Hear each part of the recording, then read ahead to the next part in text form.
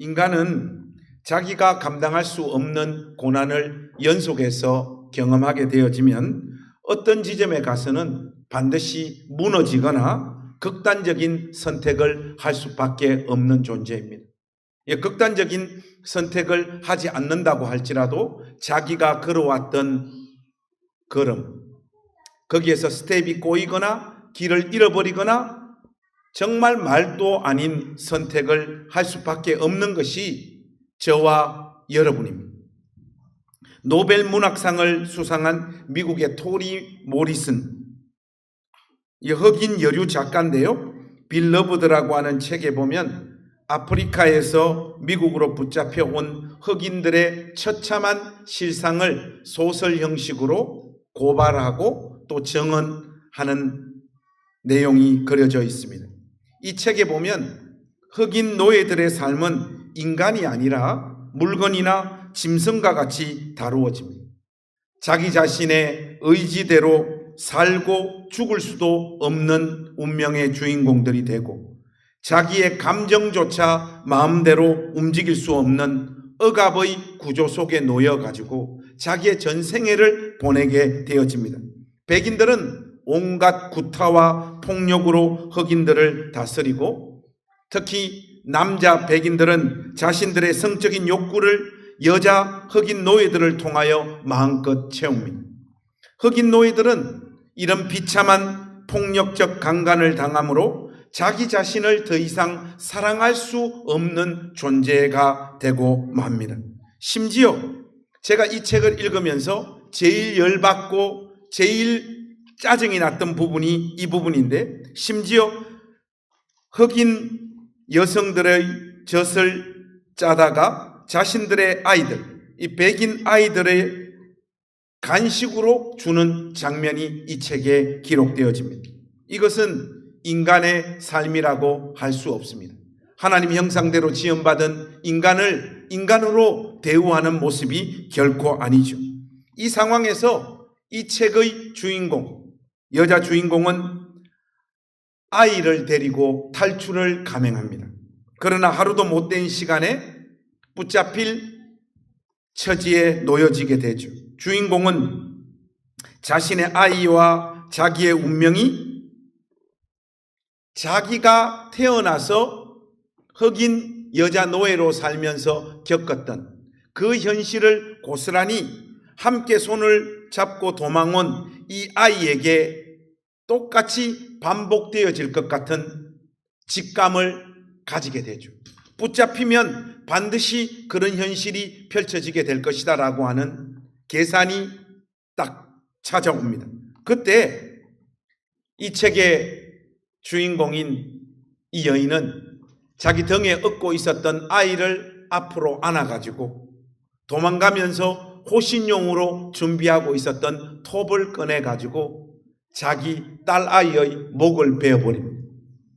이 책에서 가장 눈물 나는 고통스러운, 읽기도 힘든 부분이 바로 여기인데, 그 부분에 대한 내용들을 제가 잠깐 인용해 왔습니다. 여러분 한번 이 책의 내용을 들어보십시오.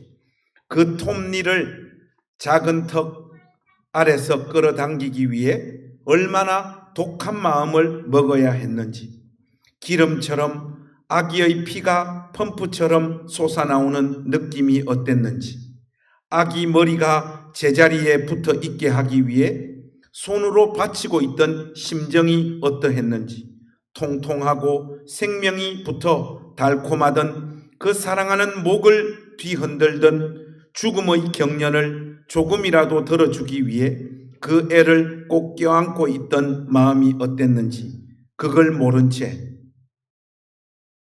이 아이가 떠나버릴까 무서워했다.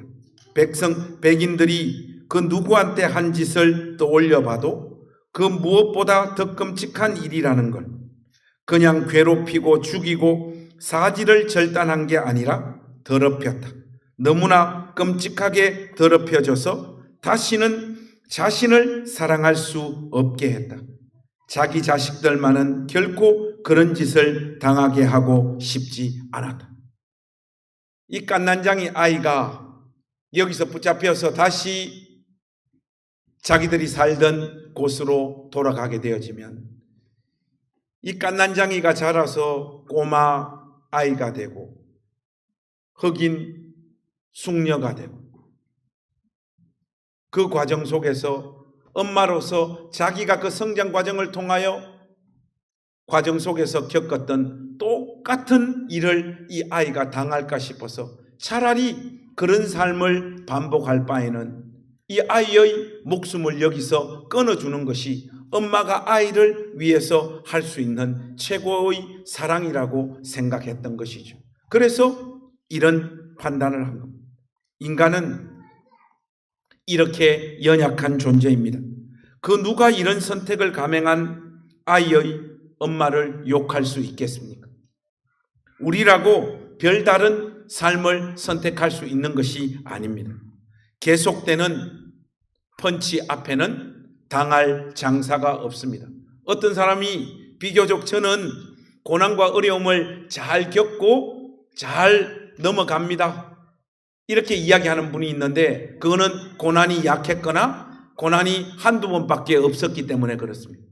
인생에 걸쳐가지고 계속해서 자기가 극복할 수도 없고 이 문제가 해결되어질 조짐도 전혀 찾아볼 수 없는 그 고난의 자리에 놓일 때 사람은 온전한 판단 가운데 자기가 걸어왔던 그 길을 제대로 걸어갈 수 없습니다. 다윗이 사울에게 추격당하는 삶도 다른 종류의 고난이라고 할 수 있지만 그 삶 역시 만만치가 않은 삶이었습니다. 금방 끝나는 삶도 아니고 언제까지 버티면 이 고난이 끝난다라고 하는 하나님의 구체적인 약속이 있었던 것도 아니고 매일매일을 죽음의 공포에 시달리면서 사울에게 쫓기며 한정된 공간 안에서 도망 다녀야 되는 다윗의 삶의 내용도 만만치 않았습니다. 그것으로 인해서 다윗도 그의 스텝이 꼬이고 자기에게 주어진 하나님의 소명을 잃어버리고 자기의 본능과 그 상황에 걸맞는 어떤 판단을 할 수밖에 없는 자리로 점점 내몰리게 됩니다. 그런데 다윗이 그 모든 어려움에도 불구하고 그 모든 시련과 고난을 전부 다 통과하고 하나님께서 그에게 주셨던 그 소명을 이루어 언약의 나라의 왕으로 궁극적으로 등극하게 되는 이 결정적인 원인과 이유가 어디에 있었을까요? 오늘 우리 가족들하고 그 내용들을 좀 나누기를 원합니다. 이것에 대한 명확한 답은 오늘 본문에 집중해서는 우리가 알 수 없습니다. 여러분들께서 사무엘상 18장 이유를 아주 꼼꼼히 읽어가 보면 다윗이 이 모든 말로 다 설명할 수 없는 이 고난을 다 통과하는 과정 속에서도 길을 잃지 않고 자기의 소명을 향하여 신실하게 나아갈 수 있었던 그 결정적인 원인을 확인할 수 있습니다. 여러분들 보고 직접 확인하라고 하면 확인 안 하기 때문에 제가 여러분들을 인도해서 이 부분들을 한번 정리하는 시간을 가지겠습니다. 여러분 사무엘상 18장부터 사울이 다윗을 죽이려고 하는 이 움직임이 본격화되어집니다. 총 6번 정도 사울은 다윗을 죽이려고 하죠. 창을 던져가지고 벽에 박아서 다윗을 죽이려고 했던 적이 한 3번 정도 되었고 결혼을 매개로 다윗을 블레셋과 싸우는 자리로 내몰아가지고 죽음을 연출하고 만들려고 했던 적들이 한 2번 정도 되었고 한 번 정도는 암살단을 파견해가지고 다윗을 죽이려고 했지 않습니까? 하나님 은혜로 다윗은 간신히 이 위기를 모면하고 자기의 목숨을 지킬 수 있었습니다. 이 상황에서 다윗은 현실적으로 왕궁에서 사울과 함께 머물러 같이 살 수 없다. 같이 살다가는 자기의 목이 날아갈 수밖에 없다라고 하는 이 현실적인 고민 앞에서 왕궁을 떠나서 이곳저곳 떠돌아다니는 도망자로 살기로 작정합니다. 그것만이 자기의 목숨을 지킬 수 있는 유일한 길이라고 판단을 했던 것이죠. 그렇게 서글픈 심정으로 왕궁을 떠나 도망자가 되어 떠나려고 하는 그 찰나에 여러분들이 잘 아시는 다윗과 요나단의 이별 이야기가 기록되어집니다. 특별히 20장에 이 내용이 잘 기록되어져 있는데 20장 15절에서 16절 말씀 여러분 한번 보십시오. 성경을 안 가지고 오신 분들도 계시니까 제가 한번 이 말씀을 읽겠습니다. 여호와께서 너 다윗의 대적들을 지면에서 다 끊어버리신 때에도 너는 내 인자함을 내 집에서 영원히 끊어버리지 말라 하고 이에 요나단이 다윗의 집과 언약하기를 여호와께서는 다윗의 대적들을 치실지어다 하니라. 여러분 이 부분이 참 재미있는 부분이에요. 자기 아버지가 다윗을 죽이려고 하는 이 시점에 요나단은 자기 아버지를 떠나 다윗 편에 붙어서 도망을 떠나는 이 다윗에게 어떤 메시지를 분명히 던져주고 있지 않습니까? 첫 번째는 하나님께서 너 다윗의 대적들을 지면에서 다 끊어버리실 것이다. 그렇게 이야기를 합니다. 두 번째는 여호와께서 다윗의 대적들을 치실 것이다. 이렇게 말합니다. 거의 똑같은 말을 반복하고 있는 것이죠. 그리고 22절 말씀에 보니까 만일 아이에게 이르기를 보라 화살이 내 앞쪽에 있다 하거든 내 길을 가라 여호와께서 너를 보내셨음이니라 이렇게 말합니다. 정리를 하자면 요나단은 자기 아버지 사울과는 달리 도망자의 신세로 전락해버린 다윗 안에 역사하고 있는 하나님의 모습을 보았고 그가 기름 부음 받은 자였기에 다윗이 감당해야 할 사명과 소명이 얼마나 힘들고 고통스러운 길이라는 것을 이해해 주었고 무엇보다 지금 막 시작되는 이 고통스러운 도망자의 길이 아무 이유 없이 우연히 벌어지는 것이 아니라 하나님께서 허락하셨고 하나님께서 다윗의 삶을 그 자리로 이끄시는 것이다라고 분명한 신호를 던져주고 있습니다. 한마디로 하나님의 계획과 섭리 안에서 진행되어지는 일이기 때문에 너무 슬퍼하거나 아파하거나 괴로워하지 말고 이 삶을 받아들이라고 요나단이 다윗에게 말을 하고 있는 것이죠. 이 내용이 20장에 이렇게 기록되어지고 시간이 좀 이렇게 지납니다.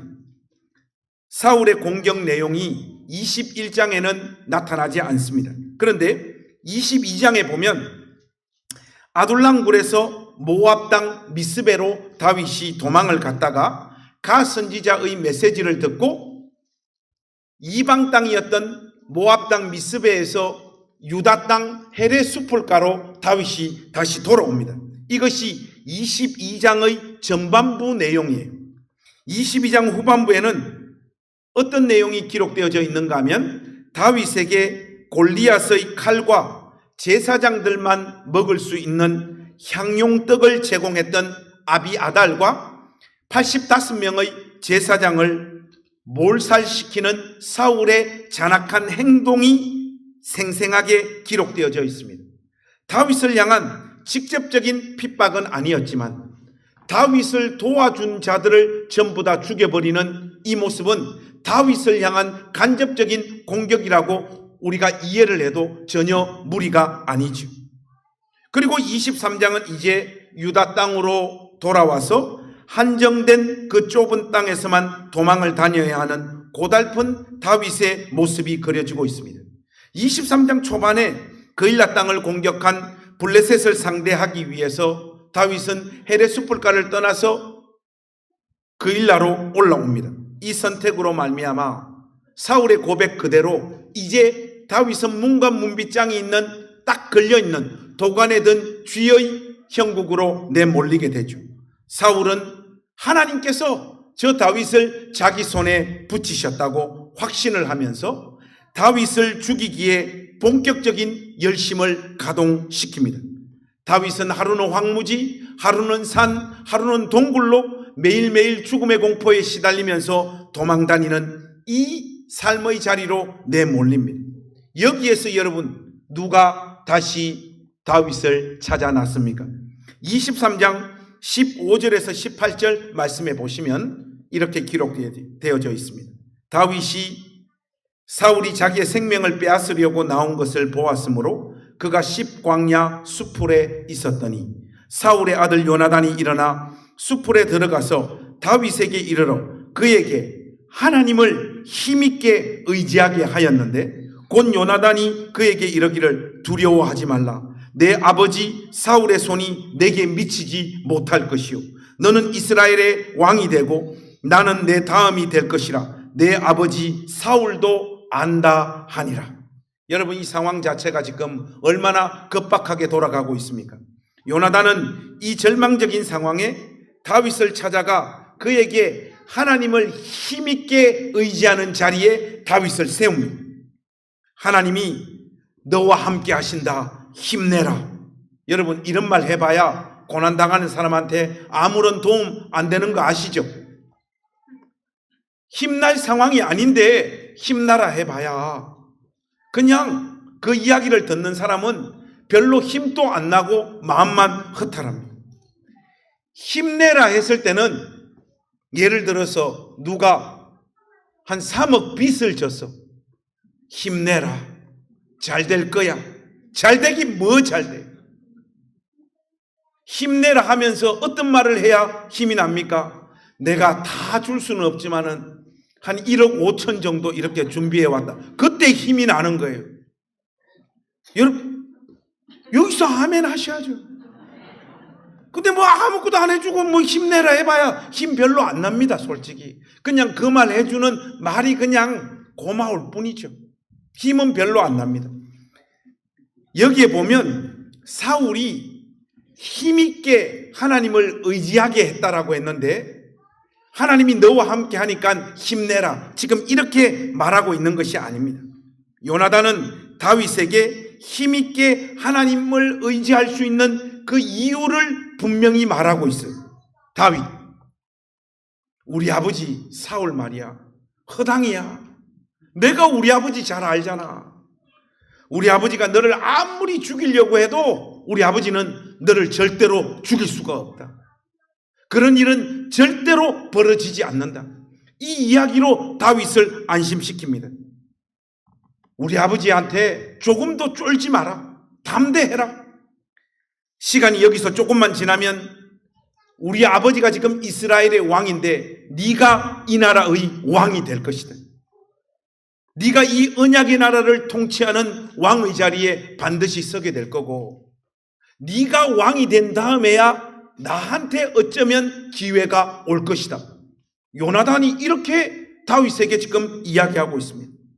지금 이런 말들이 현실화될 것 같지도 않고 그런 조짐도 전혀 보이지 않는 상황이지만 너에게는 하나님의 약속과 하나님의 기름 부음이 있기 때문에 너는 반드시 이 나라의 왕이 된다. 이 하나님의 약속과 객관적인 현실들을 다윗의 마음에 새겨 넣으면서 힘있게 하나님을 붙잡고 의지하게 만들었던 거예요. 다윗은 위기 때마다 자기를 찾아와 하나님의 약속을 상기시켜주고 자기 아버지의 한계를 분명히 말해주고 무엇보다도 이스라엘의 왕으로 그를 세우기로 작정하신 하나님의 기름 부음이 다윗에게 있다라는 것을 분명히 확인시켜 주므로 다윗은 요나단의 이 놀라운 우정 때문에 자기 인생에서 경험했던 가장 큰 고통과 시련을 통과하면서 하나님이 그에게 허락하신 그 소명의 길을 끝까지 완주할 수 있었던 것입니다. 사람이 다윗과 같은 상황에 내몰리게 되면요, 제정신을 차리기가 어렵습니다. 판단력은 흐려지고 자기 안에 있는 본능과 두려움이 자기를 지배하기 시작을 하면서 보통 때는 안 할 판단과 보통 때는 안 할 짓을 해버립니다. 여기에서 그 어떤 인간도 자유롭지 않습니다. 저는 다윗의 심정을 좀 이해할 수 있을 것 같습니다. 목회하다 보면 참 별의별 인간들을 다 만납니다. 일단은 여러분 같은 사람을 만나요. 사실 교회 권속들은 대부분 착하고 선합니다. 그러나 다 선하고 착한 것은 아니더라고요. 교회 안에는 홈런 타자와 원수들이 꼭 있습니다. 오늘 지금 앉은 우리 가족들 얼굴 인상을 여러분 지금 이 시간 바로 한번 쳐다보십시오. 그 마냥 좋게 보면 안 됩니다. 여기 분명히 있는 어떤 누군가가 여러분들 마음에 상처를 안길 원수. 목회하면서 저는 구타도 당해봤고 쌍욕도 들어봤고 멱살도 잡혀봤고 면전에서 물건을 집어던지는 천국에서 같이 만날 원수도 만나봤고 심지어 자기들끼리 싸우다가 물컵에 담긴 물을 가지고 서로의 얼굴에 물을 쏟아붓는 장로님들도 만나봤습니다. 이런 날은요 모든 것을 다 포기하고 싶더라고요. 분노와 짜증 이런 정도는 그냥 2차적인 감정이고요. 절망과 탄식, 무엇보다 이제 목회 이거 그만하고 싶고 도망가고 싶다라고 하는 생각들이 제일 많이 찾아와요. 솔직히 이런 더러운 꼴을 보면서 교회 안에서 도망가지 못하고 제가 왜 계속해서 목회를 하고 있느냐? 이유는 고상한 게 아니에요. 노후 자금이 없는 거예요. 그것 때문에 죽지 못해서 그냥 또 목회를 했던 거예요. 뭐 고상한 대단한 이유가 있어서 이 길을 신실하게 걸어간 게 아니에요. 제가 목사님들 만나보면 사석에서 다 똑같이 말해요. 노후 자금만 마련돼 있으면 지금이라도 다 때려치우고 싶다는.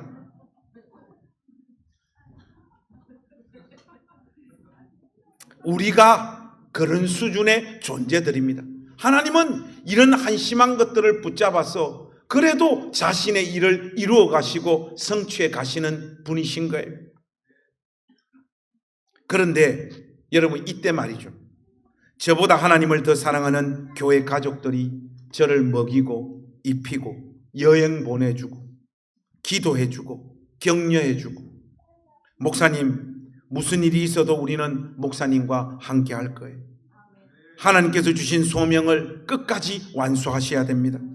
우리가 목사님 설교와 목양 때문에 여기까지 왔고 여기 이 자리에서 하나님을 예배하고 하나님을 섬기는 사람이 되었는데 목사님 여기서 주저앉으면 안 됩니다.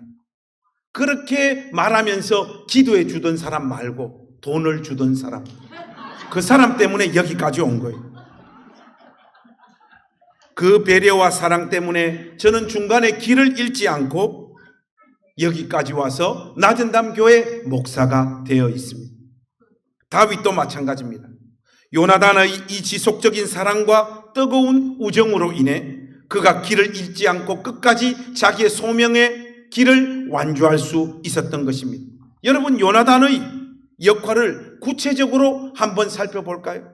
요나단이 도대체 다윗에게 어떤 일을 가능하게 만들었는가? 이 부분을 우리가 좀 확인을 해야 되는데 첫 번째는요, 다윗이 이런 상황 가운데 아주 평범하고 보통 사람의 자기 본능, 1차적으로 찾아오는 그 두려움, 그 본능의 지배를 받을 수밖에 없는데 끊임없이 하나님의 약속을 상기시켜주고 현실을 객관적으로 보도록 도와주고 자기의 사명과 소명이 무엇인가를 분명하게 일러주면서 그 왕이 되는 그 소명의 길로 가야 된다라고 알려준 것 때문에 다윗은 이 상황에서는 누구나 갈 수밖에 없는, 누구나 지배받을 수 없는 자기 본능의 어떤 선택, 지배, 여기에서 자유로울 수 있었던 거예요.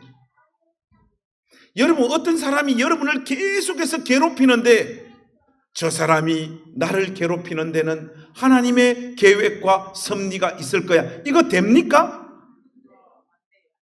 제가 벌써 여기 내려와 가지고 이제 사람들 모이니까 슬슬 한판 붙으려고 지금 몸 풀고 계신 분들 계시더라고. 슬슬 어떤 사람한테 상처도 받고 거슬리고. 네, 목사님 일단은 한번 참아 보겠습니다. 그분 있잖아요. 한 번만 더 이런 일이 있으면 이제 절단 납니다. 우리 교회에서도 어떤 일이 벌어지게 될 거예요. 사람은요, 그럴 수밖에 없어요. 여러분은 어떤 사람에 대해서 그 사람이 똑같은 짓을 반복해서 고의적으로, 의도적으로 여러분들 괴롭히려고 2번, 3번 하는데 여러분이 여러분 본능에서 자유로워질 수 있겠습니까? 없어요. 저도 못합니다. 목사가 있잖아요. 끝까지 잘 가는 것은요, 생각보다 목사 별로 안 괴롭혀서 가는 거예요. 여러분들이 연속해서 괴롭히면 전들 무슨 방법이 있겠습니까? 여러분, 그래서 말이죠. 교회 안에서 어떤 일도 다 벌어질 수 있어요.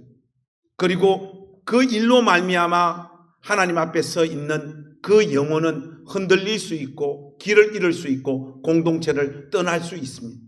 그때 여러분 누가 필요합니까? 여러분이 필요한 거예요. 너를 위해 기도할게. 그러지 말라고. 우리 교회 보니까 레스토랑 하는 집사님도 있고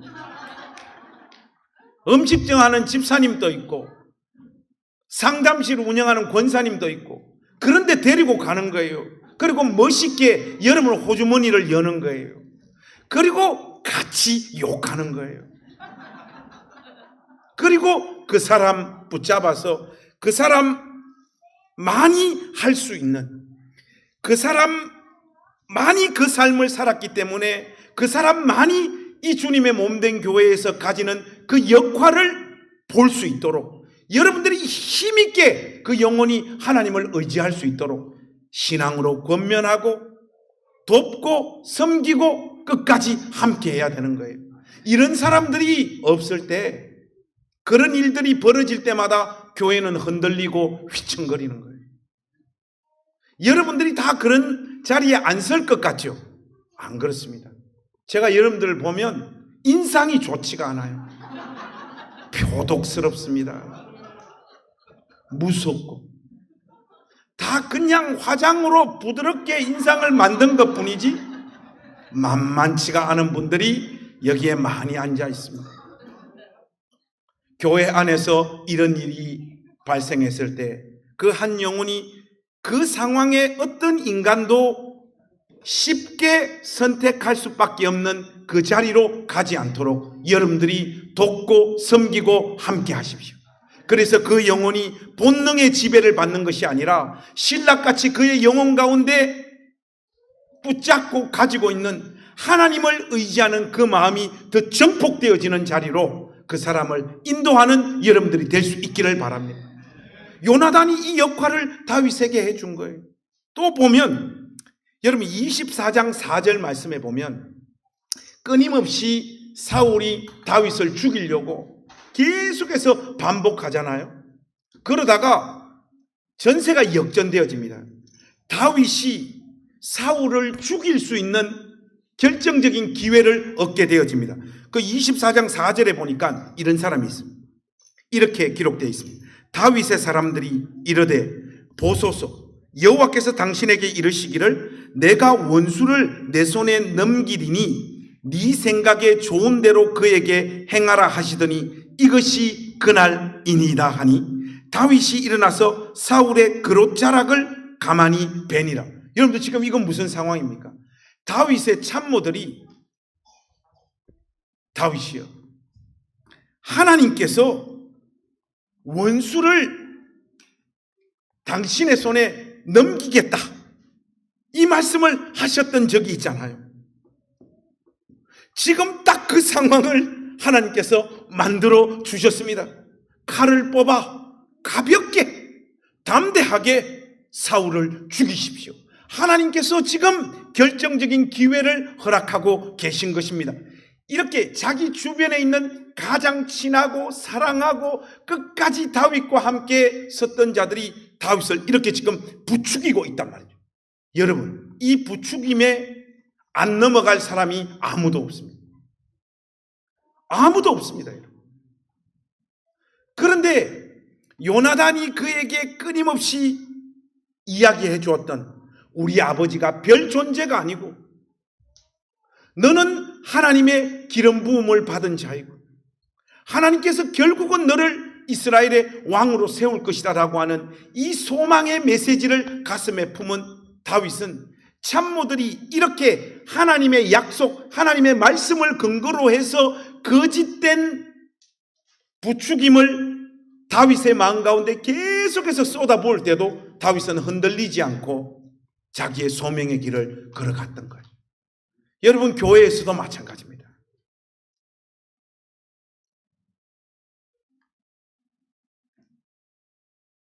자꾸 이상한 거 사람 마음에 부추깁니다. 네 혼자 하라고요.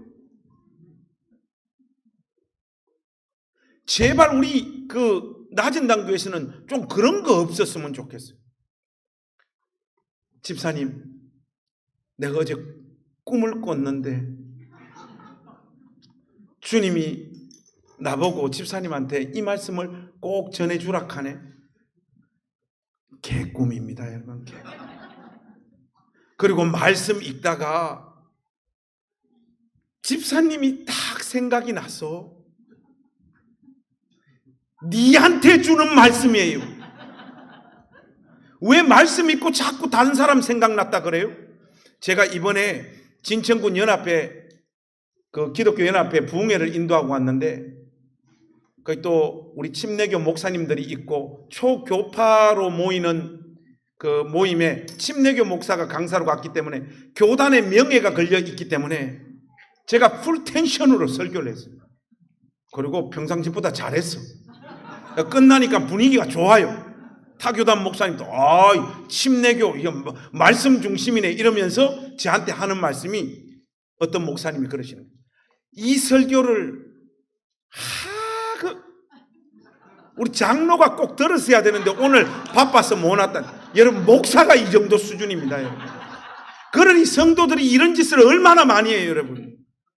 그것도 하나님 말씀을 왜곡됨 없이 제대로 전해서 이 사람이 힘있게 하나님을 의지하게 하는 것이 아니라 하나님 말씀을 지식대로 다 바꾸고 이해해가지고 잘못된 말씀을 어떤 사람한테 자꾸 심어줍니다. 그리고 그 사람이 그 행동을 할 수 있는 최종적인 근거가 하나님에게 있다라고 하는 확신을 줘서 그 사람이 엉뚱한 선택을 하도 만드는 이런 일들이 얼마나 많습니다. 사람들이 부추기죠. 동시에 하나님 말씀이 동원되어지죠. 이렇게 되면요, 그 사람은요, 그 선택을 할 수밖에 없는 거예요. 이 상황을 다 넘어섰던 것이 요나단이 있었기 때문에 다윗이 그런 이야기에도 흔들리지 않고 자기 소명의 길로 끝까지 걸어갈 수 있었던 거예요. 무엇보다도 하나님의 약속을 바라보며 끝까지 자기 길을 걸어가게 했던 이 핵심적인 동력이 요나단의 역할이었습니다.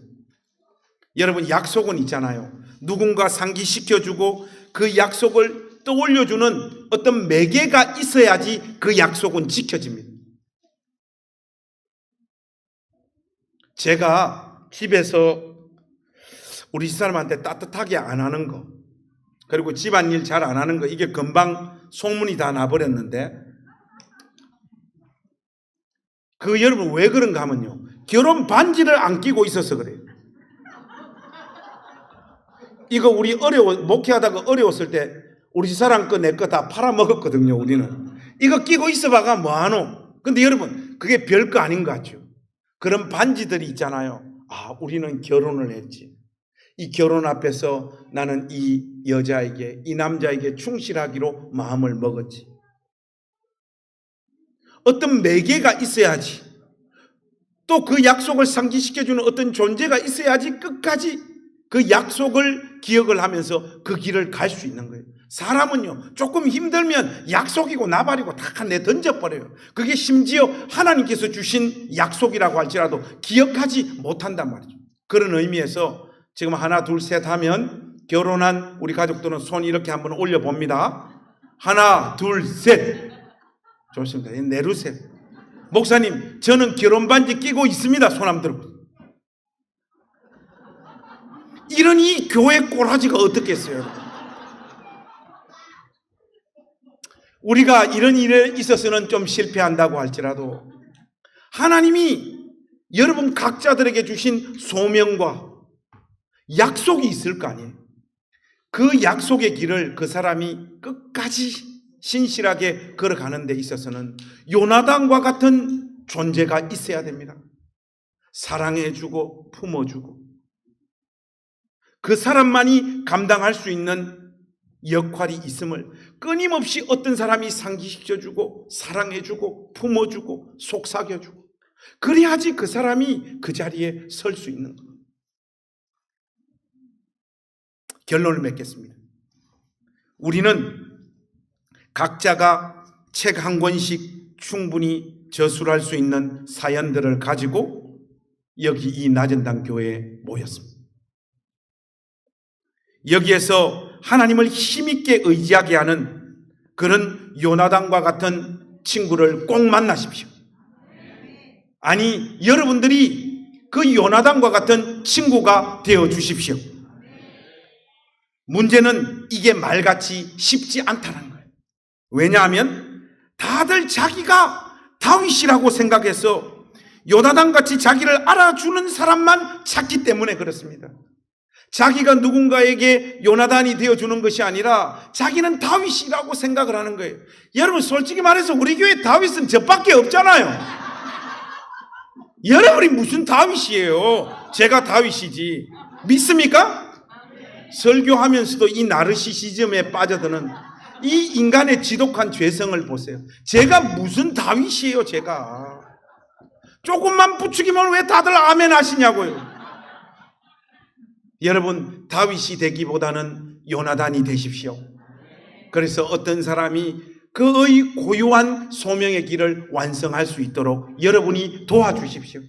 분명히 우리 교회도 상처받는 일, 혼란한 일, 어려운 일, 고통스러운 일들이 아마 앞으로 굉장히 많이 발생할 거예요. 그때 요나단과 같은 존재가 우리 교회 안에 몇 명이 있느냐에 따라 교회가 흔들리느냐 아니면 각자들이 주님 주신 자기의 소명의 길로 끝까지 가느냐가 결정날 거예요. 그래서 여러분 이 시간 우리 옆에 있는 가족들에게 이렇게 한번 속삭여 보겠습니다. 2명씩 짝을 한번 지어 보십시오. 내가 너의 요나단이 되어 줄게.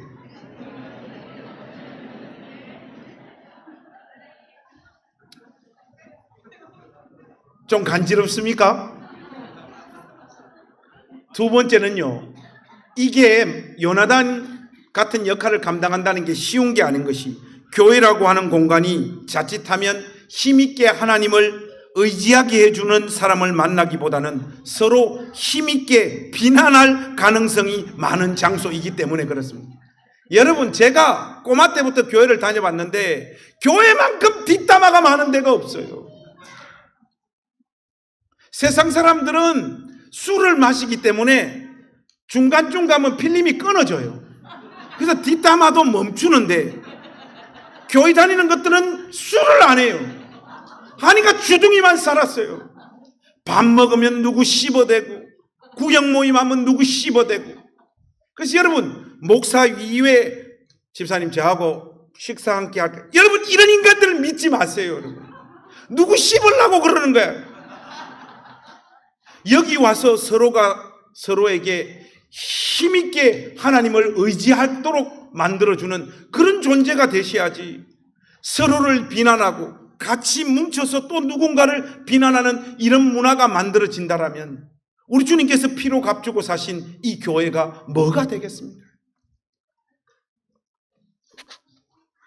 이런 일들이 벌어지다 보니까 여기는 꼴통들이나 홈런 타자들을 강제로 아웃시키거나 사람을 잘라버리거나 할 수 있는 곳이 아니잖아요. 그렇다 보니까 누군가 진상짓을 해도 참아야 되고 권면하고 기다려야 돼요. 그 과정에서 또 많은 사람들이 마음을 다치고 상처 입고 떠나는 일들이 벌어질 수밖에 없잖아요. 그런 구조 자체를 주님의 몸된 교회가 그냥 가지고 있습니다. 저에게 여러분들이 만약 절대적인 권한을 주셔가지고 누가 좀 잘못하면 나가! 누가 또 뭐 그런 모습들 보면 나가. 교회는 그럴 수가 없잖아요, 여러분. 교회는 그렇게 했어도 안 되고. 성도들 각자가 하나님 앞에서 성숙해서 누군가를 용납하고 품고 자기 자리에서 누군가의 길에 빛을 비추어주는 역할을 감당하기로 마음을 먹는 방법밖에 없습니다. 여러분, 오늘 이 야유회 왜 합니까? 요나단이 되기 위해서는 서로를 알아야 되잖아요. 그의 상처, 그의 한, 그의 아픔, 그의 꿈, 그의 소원, 그의 기도의 제목, 이런 것들을 알아야 되잖아요. 이런 것들을 모르는데 우리가 서로에게 어떻게 요나단이 될 수 있겠습니까? 오늘 이 하루 다른 미션은 없습니다. 서로 친해지십시오. 한 번이라도 인사한 사람하고는 밥도 먹지 마십시오. 한 번도 인사하지 않은 사람, 손을 잡아보지 못한 사람에게 다가가셔서 마음을 나누시고 조금이라도 서로와 서로의 온기를 느끼는 하루가 될 수 있기를 바랍니다. 그것이 서로가 서로에게 요나단이 되겠다라고 결심한 자들이 취할 수 있는 오늘 이 하루 가장 중요한 역할인 줄로 믿습니다. 저는 우리 가족들이 요나단이 다윗에게 보여준 이 우정을 자신의 신앙의 첫 번째 원칙으로 삼았으면 좋겠습니다.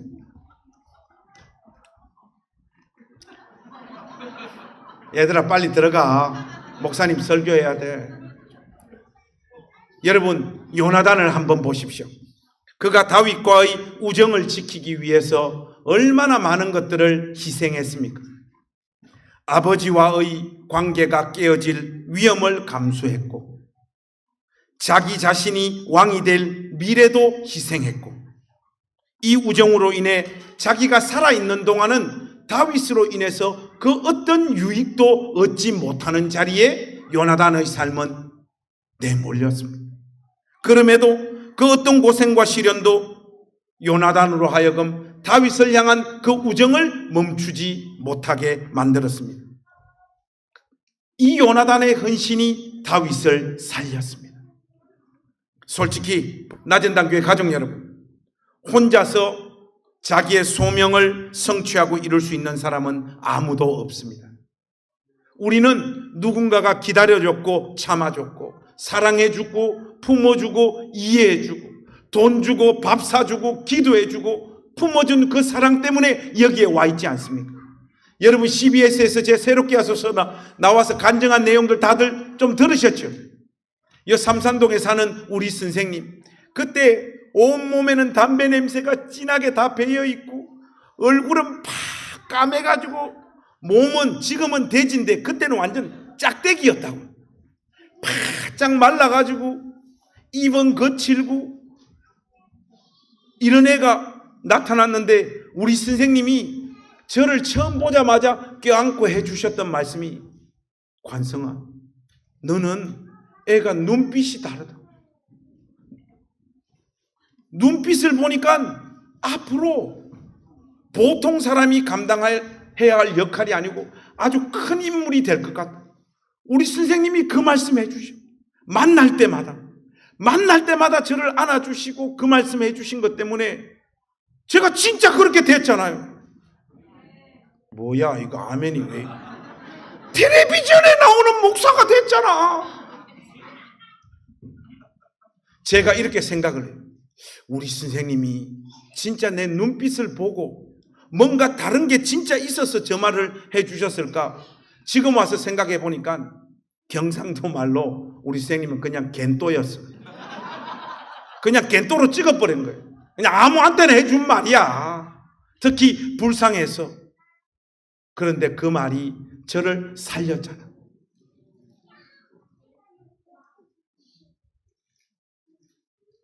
그 누군가의 섬김과 도움, 기다림과 인내, 함께함과 배려 없이는 그 누구도 그 사람만이 가지는 신앙의 아름다운 길을 결코 걸어갈 수가 없습니다. 누군가의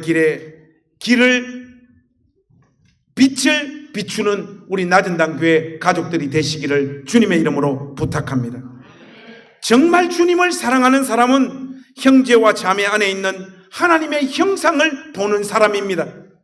그 사람만이 감당할 수 있는 그 소명을 보는 사람입니다.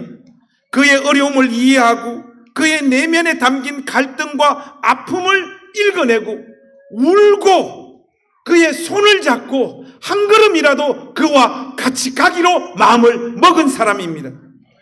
지금부터 연습하십시오. 그리고 오늘 이 야유회를 통하여 그 시작을 여러분들이 시작할 수 있기를 주님의 이름으로 부탁합니다. 그래서 여러분 오늘 설교 이제 다 마무리할 시간입니다. 아까 짝 맺은 사람들 있죠? 그분들하고 이렇게 손잡고 얼굴 한번 쳐다보십시다. 제가 잘 아는 거 있잖아요. 여러분 지금 손잡은 그 사람 있잖아요.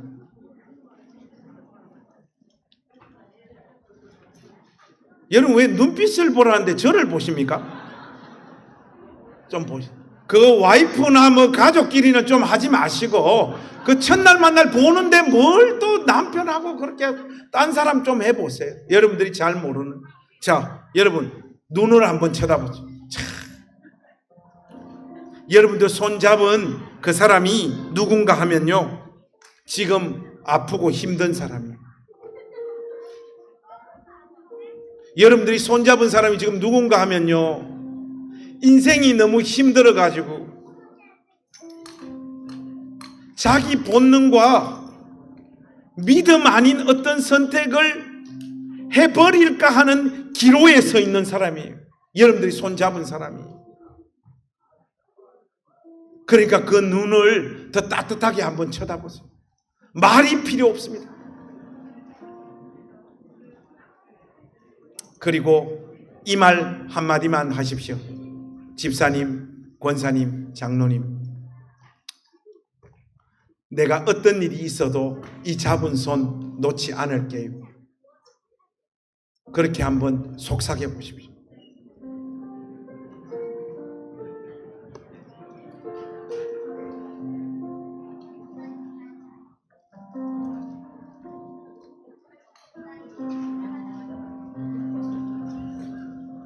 됐습니다, 여러분. 여러분 여기 있는 동안 여러분들이 요나단이 되셔서 따뜻하게 말하시고 우리 형제와 자매들의 실질적인 필요를 채우시고 이런저런 감정적인 어떤 다툼이나 어려움 때문에 쉽게 그 사람을 포기하거나 쉽게 공동체를 떠나버리는 이런 선택하지 않겠다고 하나님 앞에서 작정하십시오. 자, 이제 이 설교를 마무리하면서 여러분, 제가 여러분들에게 한번 묻고 싶습니다. 여기서 설교하는 저는 사랑을 받아야 되는 사람입니까? 여러분을 사랑해야 되는 사람입니까? 어쩌면 이렇게 똑똑하세요? 저는 사랑받아야 될 날이 있고 여러분을 사랑해야 될 날이 있는 사람입니다. 여기 있는 이 사람도 불쌍한 사람입니다. 생긴 것부터 불쌍하잖아요. 그리고 같이 사는 우리 집에 있는 자매님, 거기도 불쌍한 여자입니다. 저 같은 인간 만나가지고 인생이 다 어그러지고 무너진 사람. 저하고 저희 집사람 좀 많이 사랑해 주십시오. 저와 저희 집사람에게 여러분 요나단이 좀 되어 주십시오. 그러면 저도 어리지킵니다. 어떤 사람도 포기하지 않고 그 사람 손 끝까지 잡고 그 사람 곁에 있는 목사 되겠습니다. 사모 되겠습니다. 우리 교회 사역자들이 그런 마음으로 여러분들과 함께 하겠습니다. 그래서 우리 교회는 다윗은 오직 저만 다윗 되고 모두가 다 요나단 되어서 서로와 서로를 격려하고 위로하고 사랑하고 그 사람만이 하나님으로부터 받은 그 소명의 길을 그 사람이 걸어가는 그 역할, 그 길에 빛을 비추는 그런 공동체 되기를 소망합니다.